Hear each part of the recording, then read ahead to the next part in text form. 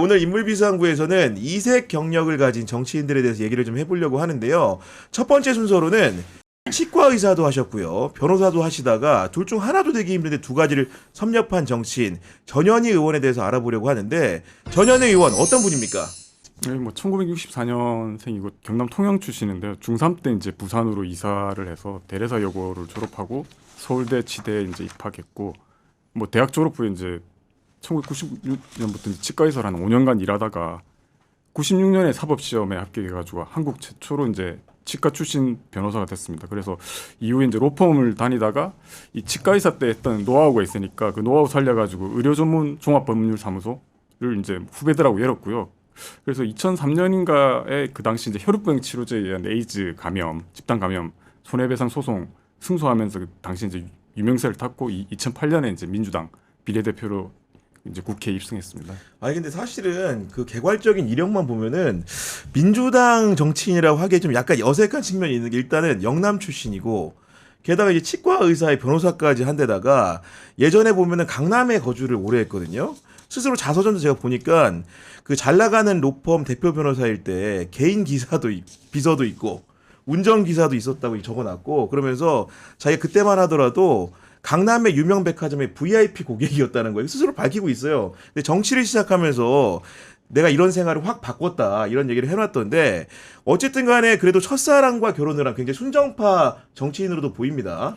예, 그래서 그 이제 서울대 1년 때 이제 남편하고 만나서 동아리 MT에서 만나서 교제를 했다고 합니다. 그래서 방송 나와서 둘 다 서로 첫사랑이라고 하는데, 그 치과 의사로 된 것도 원래 이제 치과 의사 한 3년 하고 있다가 남편 권유로 이제 사법시험 해서 바로 합격을 한 거고요. 남편은 이제 울산하고 부산 등지에서 판사로 활약을 했는데, 이제 안타까운 소식이 2014년에 그러니까요.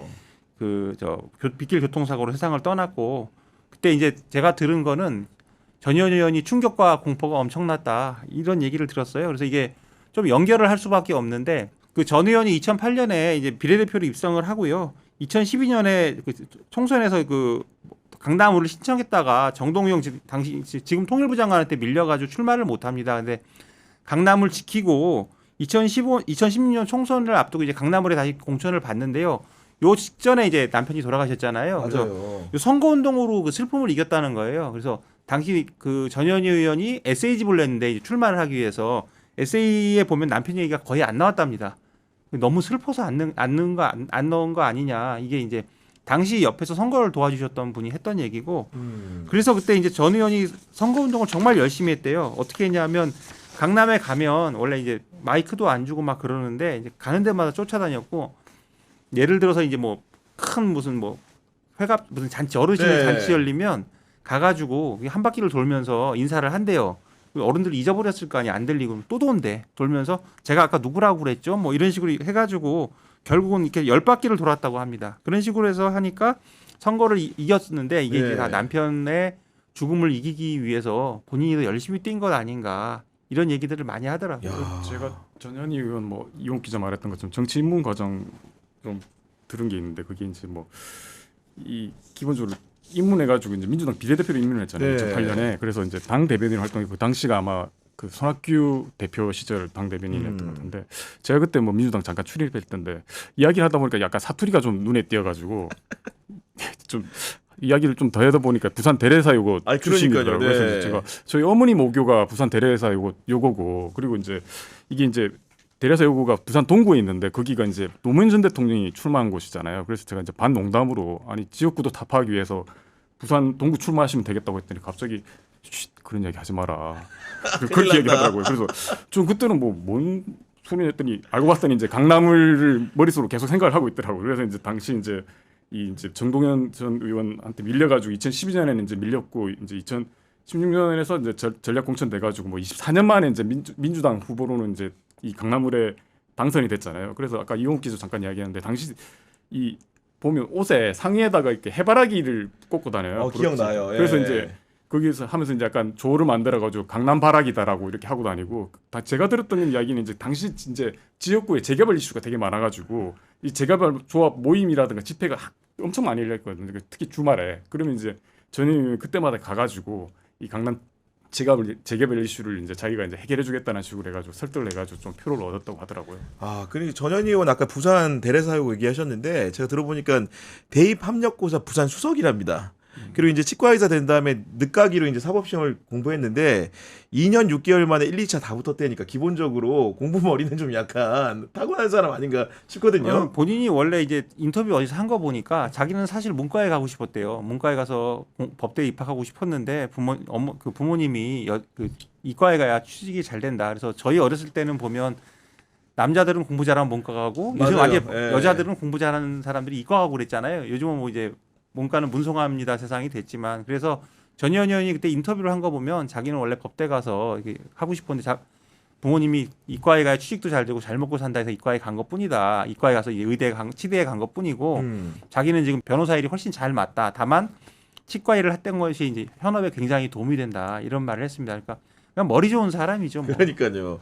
그러면서도 이제 본인이 IQ는 평균적인 수치라고 이렇게 주장을 좀 하시던데 여하간 굉장히 화려한 이력의 소유자인데 정치 입문 과정 아까 얘기하셨는데 이분이 원래 맨 처음에 그 영입 제안은 2000년도에 그 16대 총선 때 한나라당에서 먼저 받았대요. 그때 어떤 분위기였냐면은 이회창 총재가 신진 여성들을 우리가 영입해서 수혈해가지고 선거를 치러야 된다.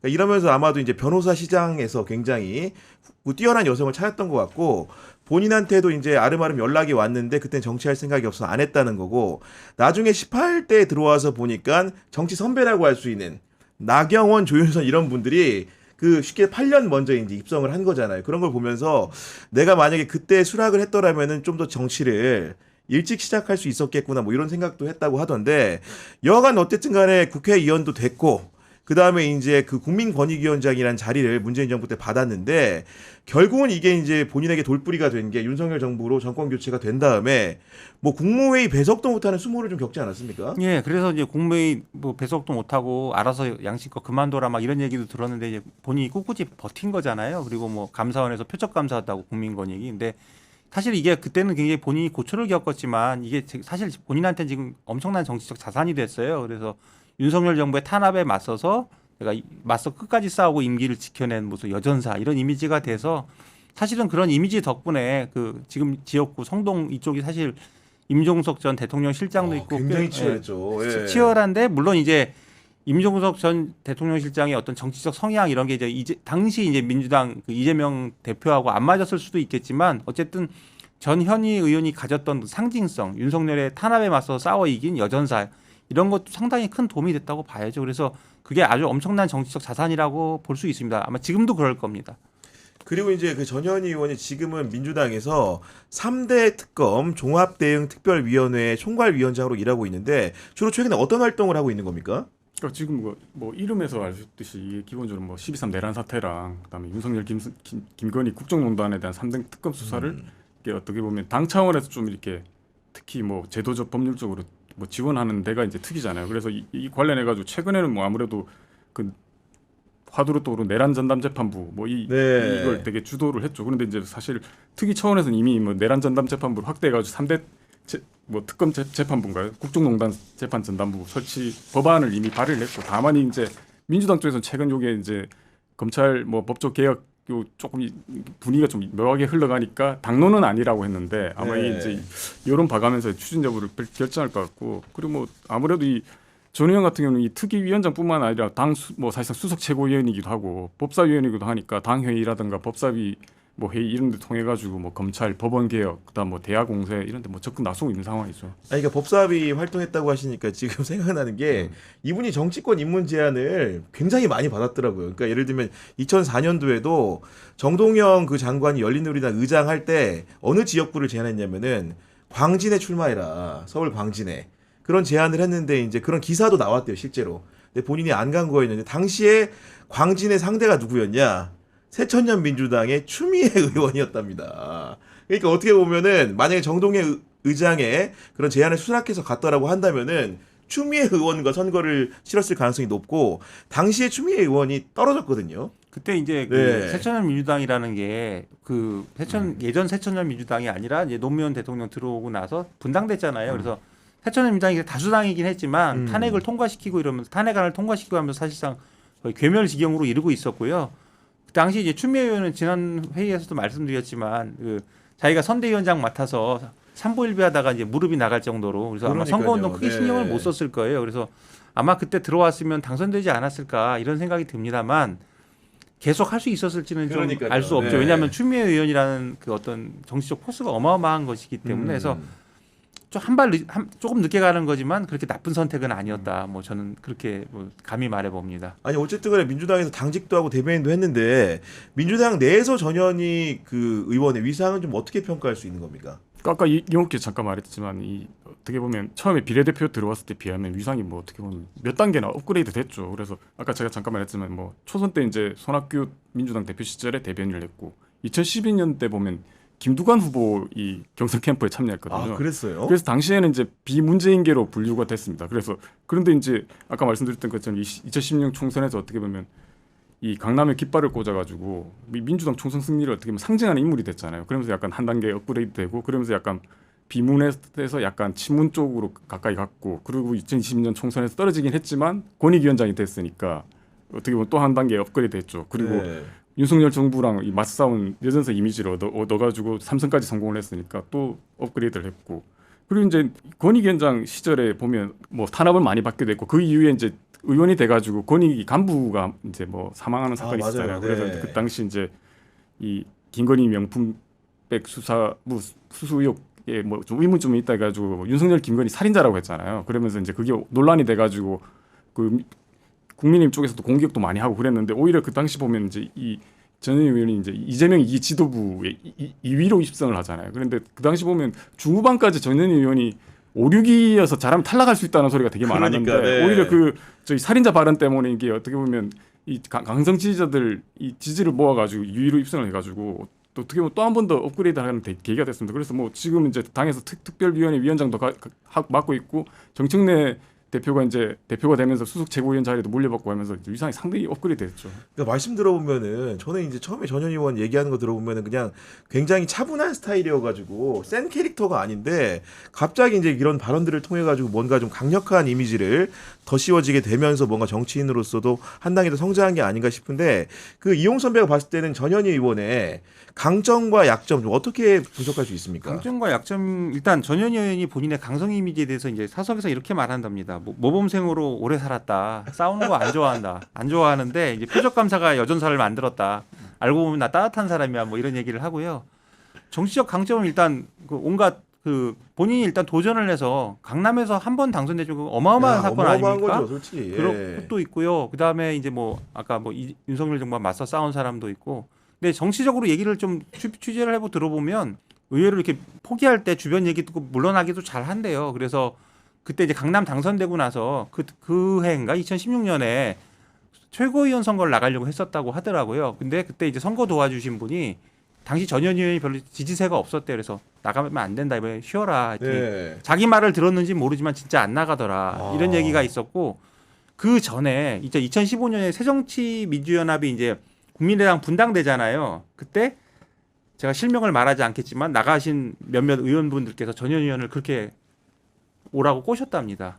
네, 그랬을 것 이제 같아요. 원하는 거 해주겠다. 네. 원하는데 꽂아주고 근데 전현희 의원이 끝내 거부했다는 거예요. 그래서 이제 약간 정치적 판단이 의외로 좀 된다. 그래서 이게 나설 때와 물러설 때를 좀 아는 사람 같다. 이런 얘기를 들었어요. 전현희 의원이 초선일 때 깜짝 놀랄 만한 사건이 하나 있다고 하던데 그게 뭡니까? 2010년에 당시 이제 지금 가로세로 연구소로 논란을 일으켰던 강용석 전 의원이 의원이던 시절에 이제 그때부터 그분의 이제 설화가 시작이 됐는데 그 강 전 의원이 그 전국 대학생 토론 참석자들과 전역하는 자리에서 전현희 의원을 언급하면서 60대 이상 의원들이 밥 한 번 먹고 싶어 줄을 설 정도다. 뭐 이런 얘기를 했어요. 그래서 이게 그러면 이제 외모 얘기 굉장히 큰 논란이 됐었는데 네. 강용석 의원은 그거로 이제 거의 뭐 당시에 정치적으로 거의 매장 수준이 됐고 근데 이제 전 의원은 그때 유명세를 탄 거예요. 근데 그때 그렇겠죠. 당시 이제 네. 초선이고 비례고 민주당 원내대변인이었는데 존재감이 사실 없었어요. 근데 갑자기 그것 때문에 네, 현안 브리핑에 기자들이 막 몰려드니까 강용석 의원 발언 어떻게 생각해 하니까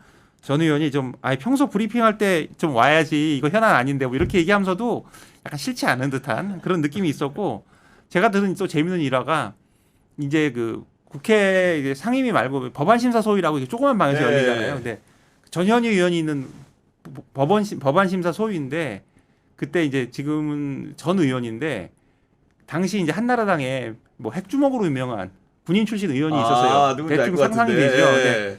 그 사람이 전 의원한테 쪽지를 흉 하고 던진 거야. 쪽지를? 근데 그거를 그때 소위 위원장이 쓱 집은 거예요. 전현희 의원이 진짜요? 안 보고. 그래서 뭐라고 써 있냐고 봤더니 네. 밥 먹읍시다 이렇게 써 있었대요. 미치겠다 진짜. 어쨌든 강남에서 당선됐다라는 거는 굉장히 강력한 본인의 프로필이 되는 거고 그렇기 때문에 지금 내년도 서울시장 선거를 앞두고 후보 중에 하나로 거론이 되고 있거든요. 그렇죠. 뭐 저희는 사실 뭐 진작부터 서울시장 뜻을 좀 도왔는데 2018년인가에도 아마 서울시장 출마 의향을 좀 밝혔다가 당시 뭐 상황도 그렇고 해서 뜻을 접었던 적이 있고 사실 뭐 지금 이제 3대 특검 이게 특위위원장 하고 있는 것도 보면 그리고 이제 야당 공세 선봉에 서가지고 이제 이걸 통해 가지고 어떻게 보면 지방선거, 그러니까 서울시장 출마를 염두에 두고 있는 거잖아요. 그래서 최근에 보면 이 특검 그 위원장 하면서 그 오세훈 서울시장 시정 운영이라든가 그다음에 뭐 내란 당시 대응 같은 걸 두고 이렇게 공세를 하는 걸 봐서는 약간 일거양득을 노리는 거 아닌가 이런 생각이 좀 들더라고요. 그리고 근데 이제 문제는 이제 당에 지금 사실 거론되는 후보들이 뭐 한 너무 많죠. 자타천해서 한 10명 정도 되는 것 같은데 네. 뭐 이미 뭐 그 은평군가요? 그 박주민 의원이 이제 뭐 동생 챙기는 맞이 도시 만들겠다고 해서 뭐 저희 신문 인터뷰하면서 이제 출마를 선언했고 박홍근 의원이라든가 뭐 홍익표 전 원내대표 또 뭐 거론이 되고 있고 그다음에 뭐 서영교 의원도 뭐 출마 가능성 항상 열어두고 계시고 이러니까 근데 다만 이제 문제는 이제 이 여권 일각에서는 이제 거론되는 후보들이 오세훈 서울시장하고 이제 이 붙기에는 좀 체급이 좀 떨어지는 거 아니냐라고 해서 뭐 최근에 뭐 어디 언론사 보도 보니까 뭐 당내 여론조사도 돌려보니까 오 시장보다 경쟁력 있는 사람이 없는 걸로 나와서 외부 인사를 영입해야 되지 않느냐 해서 뭐 그런 말도 박영만 나오더라고요. 두산그룹 네. 부장이라든가 이런 기업인 이름도 나오고 뭐 저기 뭐야 김인석 총리 이야기까지 나오잖아요. 그래서 아마 전현희 의원님 입장에서는 뭐 정치인이야 당연히 이제 선거판 벌어지면 이름 올리는 게 당연하니까 아마 이 특위에서 소기의 성과를 거두고 나면 출마를 할 것 같은데 이게 이제 향후 이제 전국 흐름이나 여론 동향에 따라서 이 본인의 이제 어떻게 보면 경선 통과 여부가 결정되지 않을까 이렇게 생각됩니다. 아니 오세훈 시장이 워낙 인지도가 높은 사람이니까 지표가 많이 나온 거 이해가 되는데 아마도 저는 한강버스가 좀 약간 결정적이지 않은가 싶은데 그렇게 이제 어떻게 보면은 야심차게 내놓은 사업 자체가 이렇게 크게 휘둘린다라는 거는 아마도 이제 그 이후에 행정을 이어가는 데 있어가지고 시민들의 신뢰를 굉장히 상실하는 상황이지 않을까 싶고 그런 부분들이 변수가 좀 될 수도 있을 것 같거든요. 네. 변수가 될 수 있지만 일단 국민의힘에서는 다른 선택지가 없어요. 저도 이제 이 유튜브 때문에 안 만나던 사람들도 다시 만나고 좀 그러고 있는데 국민의힘 사람들 얘기가 오세훈 시장에 대해서 이런 말이 있습니다. 중도적이고 여론을 받지만 또 일부에서는 오세훈 시장 좀 얄밉다 이런 얘기도 많이 해요. 하는데 다들 하는 말이 오세훈 시장 말고 대안이 없지 않느냐. 지금 뭐 자기네 당이 얼마나 망가졌는지 알고 있기 때문에 결국 오세훈 시장이 나올 것이고 이제 그럼에도 불구하고 오세훈 시장이 서울시장을 지금 몇 번 하는 겁니까? 벌써 서울시장 4선째이기 때문에 서울 전체 하나는 완전히 꿰고 있잖아요. 그러니까 네. 그 민주당 후보가 아주 엄청난 경쟁력을 보이기 전까지는 아무튼 어려운 상대는 맞는 것 같아서 오세훈 시장이 일단 뭐 한강버스로 좀 좌충수를 두긴 했는데 그 전에도 사실 좌충수를 많이 뒀어요. 아니 이전에 맞아요, 명태균 맞아요. 게이트도 예. 있고 뭐 물만 남은 해서 뭐 오세이돈 이런 말까지 있잖아요. 그럼에도 불구하고 지금까지 온 거는 어쨌든 자기 경쟁력이 있기 때문에 온 것이고 선거판에 들어가면 또 이제 현안 가지고 이제 대결을 하고 이제 국민들이 토론해도 다 볼 텐데 오세훈 시장에 걸맞는 어떤 체급과 현안 파악 능력, 그다음에 업무 능력을 보여줄 수 있는 후보가 와야겠죠.